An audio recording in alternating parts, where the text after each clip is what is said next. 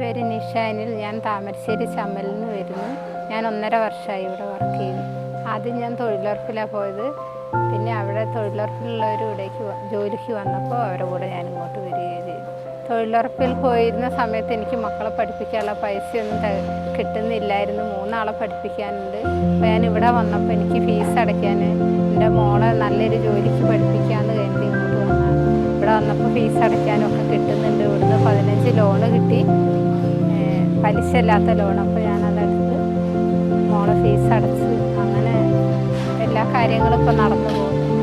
ഇവിടെ എല്ലാവരും നല്ലോണമാണ് പെരുമാറുന്നത്. വന്നപ്പോൾ പിന്നെയും വരാൻ തോന്നി, താല്പര്യം തോന്നി. എല്ലാവരും നല്ല സഹകരണമൊക്കെയാണ്.